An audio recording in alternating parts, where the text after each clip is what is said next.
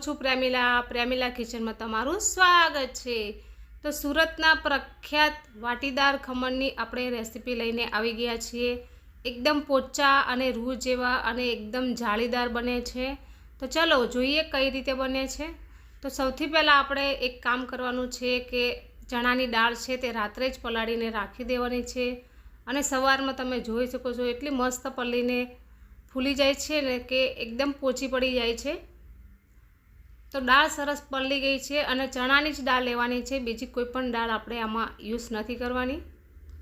તો પાણી મેં નિતારી લીધું છે અને તમે જોઈ શકો છો દાળ એકદમ સરસ પલળી ગઈ છે। જો તમને મારા વિડીયો ગમતા હોય તો ચેનલને સબસ્ક્રાઈબ કરો, વિડીયોને લાઈક કરો અને આગળ શેર જરૂરથી કરી લેજો। તો હવે આપણે એક મિક્સર જાર લેશું। મિક્સર જારમાં આપણે આ દાળ છે તે એડ કરી લેવાની છે। બધી જ દાળ આપણે એડ કરી લેવાની છે। જો વધારે ક્વોન્ટિટી હોય તો તમે 2 વખત પીસી શકો છો। એક વાટકી ભરીને તમારે દહીં પણ એડ કરવાનું છે। દહીં એડ કર્યા બાદ આપણે આને ગ્રાઇન્ડ કરી લેશું।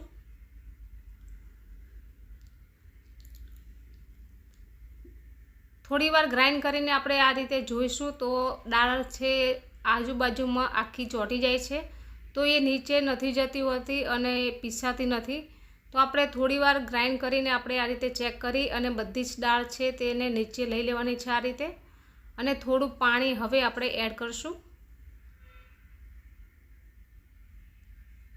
એકદમ સ્મૂથ આપણે પેસ્ટ બનાવવાની છે। તો હવે થોડું પાણી એડ કરી લેવાનું છે આ રીતે। બહુ વધારે પડતું પણ પાણી એડ નથી કરવાનું, જરૂર પડશે તો આપણે આગળ એડ કરશું। ફરીથી આપણે આને ગ્રાઇન્ડ કરી લેશું। તો આ રીતે આપણે દાળને મસ્ત રીતે ગ્રાઇન્ડ કરી લીધી છે, જોઈ શકો છો એકદમ ઝીણી એવી આપણે પીસી લીધી છે। તો તમને બતાવી દઉં એનું ટેક્સચર કેવું છે। બહુ સરસ પીસાઈને તૈયાર થાય છે। પલાળેલી દાળ બિલકુલ દાણેદાર નથી રહેતી અને મસ્ત એવી પલ્લીને તૈયાર થઈ જાય છે। તો હવે આપણે જે બેટર છે તેને આપણે એક બાઉલમાં કાઢી લેશું। હવે આપણે દાળને થોડી ફેટી લેશું। આ રીતે 5 મિનિટ દાળને ફેટવાથી જે આપણું બેટર છે તેને આ રીતે 5 મિનિટ ફેટશું તો જ સરસ એવો કલર પણ આવશે અને જે આપણી દાળ છે તે હલકી પડી જશે। તો તમે જોઈ શકો છો કલર થોડો ચેન્જ થઈ ગયો છે અને હવે આપણે આને 4 થી 5 કલાક સુધી આપણે મૂકી દઈશું, પલળવા દઈશું। 4 થી 5 કલાક પલળી જાય પછી તમે જુઓ એનું ફર્મેન્ટેશન કેવું સરસ આવ્યું છે। તો આ રીતે દાળ આપણે જે બેટર છે તે પલાળી દેવાનું છે આ રીતે। અને હવે આપણે એક જ ડાયરેક્શનમાં ચલાવી લેવાનું છે। 1 ટીસ્પૂન હિંગ, 1 ટીસ્પૂન હલ્દી પાવડર અને સાથે જો તમને મારી બાલ્કનીનો વ્યૂ પણ બતાવી રહી છું। કબૂતર ચણી રહ્યા છે, એમનું ભોજન ખાઈ રહ્યા છે। સ્વાદ અનુસાર નમક પણ એડ કરી લેશું। આદુ મરચાંની પેસ્ટ છે તે પણ એડ કરી લેશું। મરચાંને આપણે એકદમ ઝીણા એવા વાટી લીધા છે। આ બધી જ વસ્તુ આપણે બરાબર મિક્સ કરી લેવાની છે। એકદમ પોચા રૂ જેવા બનીને તૈયાર થશે તેવી ટ્રિક્સ પણ હું તમને આગળ શેર કરીશ। મને થોડું પાણી ઓછું લાગ્યું તો મેં થોડું પાણી એડ કર્યું છે અને ફરીથી આપણે એક જ ડાયરેક્શનમાં આ રીતે ચલાવી લેશું। તો તમે જોઈ શકો છો ફ્રેન્ડ્સ કે આપણું બેટર સરસ પલ્લીને તૈયાર થઈ ગયું છે। હવે આપણે 1 થી 1.5 પાવલી જેટલું તેલ એડ કરવાનું છે। તેલ એડ કરવાથી સરસ એવી જાળી પડશે અને જે આપણા ખમણ છે તે ફૂલશે, ફૂલીને ઘણાઈને બેસી જતા હોય છે તે એવું આપણે નહીં થાય। તેલ એડ કરવાથી એવા ને એવા જ ફૂલેલા આપણા ખમણ રહેશે। તો હું બંને ખમણમાં તેલ તો જરૂરથી એડ કરું જ છું।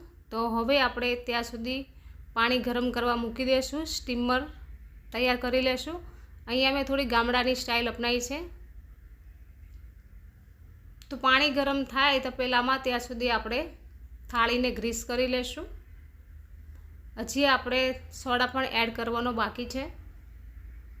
જ્યારે આપણે થાળી મૂકવાની હોય ત્યારે જ આપણે સોડા એડ કરવાનો છે, ખાવાનો સોડા આવે તે. તો આ રીતે આપણે થાળીને તેલથી ગ્રીસ કરી લેશું. થાળીને હવે આપણે થોડીવાર સાઈડમાં મૂકી દઈશું અને હવે આપણે આની અંદર સોડા એડ કરી લેશું.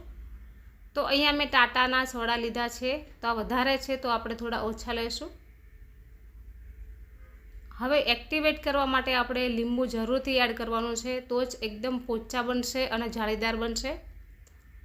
તો સોડા ઉપર જ આપણે લીંબુનો રસ એડ કરવાનો છે. હવે આપણે એક જ ડાયરેક્શનમાં 2 થી 3 મિનિટ સુધી આપણે ચલાવતા રહીશું, જેથી બરાબર મિક્સ થઈ જશે સોડા અને લીંબુ બધું આપસમાં.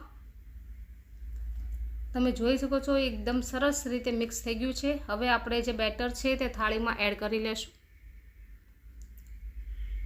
જો તમને મારી ચેનલ ઉપર વિડીયો બધા ગમતા હોય તો ચેનલને સબસ્ક્રાઈબ કરી લેજો અને મારી ફેસબુક પેજ પણ છે, ત્યાં પણ મને ફોલો કરજો. નીચે લિંક આપેલી છે, ત્યાં પણ આપણે વિડીયો નાખીએ જ છે. તો હવે આપણું પાણી પણ ગરમ થઈ ગયું છે અને એક નાનો એવું સ્ટેન્ડ પણ મેં રાખી દીધું છે. તો આપણી થાળી છે તે થોડી મોટી છે, એટલા માટે આ રીતે તપેલામાં જ મૂકી રહી છું. અને આ રીતે ગામડાની સ્ટાઇલમાં આપણે બનાવીને ખમણ તો બહુ સરસ એવા બને છે. હલવાઈવાળા પણ આ રીતે જ બનાવતા હોય છે. તો મેં 15 મિનિટ આને કૂક થવા દીધા છે. 15 મિનિટ પછી તમે જોઈ શકો છો કે આપણી થાળી છે તે ડબલ થઈ ગઈ છે, ફૂલીને ઠેઠ ઉપર સુધી આવી ગયા છે. વાટીદાર ખમણ આમ તો ખાવાની ખૂબ મજા આવતી હોય છે. તો થાળીને મેં બહાર કાઢી લીધી છે અને ઠંડી થાય ત્યાં સુધી આપણે વઘાર કરી લેશું.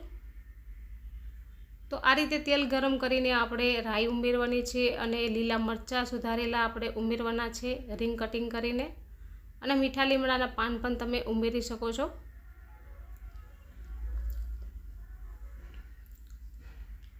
તો હવે આપણે ખમણને કટ કરી લેશું.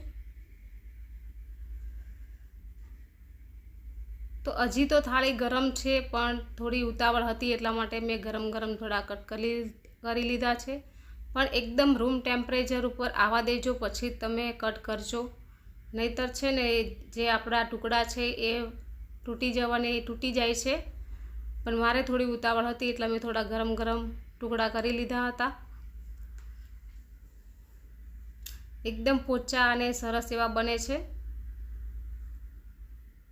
તો અહીંયા મેં એક કડાઈમાં લઈ લીધા છે અને આપણે વઘાર જે કર્યો છે તે એની પર સ્પ્રેડ કરી લેશું.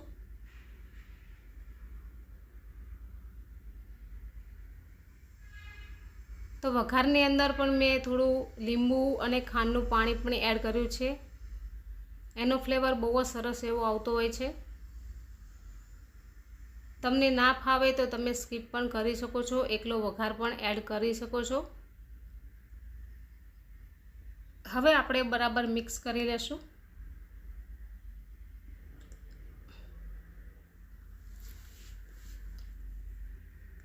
તો આપણા ખમણ બનીને તૈયાર થઈ ગયા છે. એકદમ પોચા અને રૂ જેવા છે, જોઈ શકો છો એકદમ જાળીદાર પણ છે.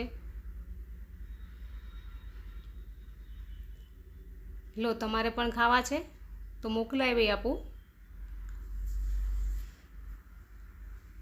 તમે પણ જરૂરથી બનાવજો અને વિડીયો ગમ્યો હોય તો લાઈક કરજો, શેર કરજો. Thank you for watching. Bye bye.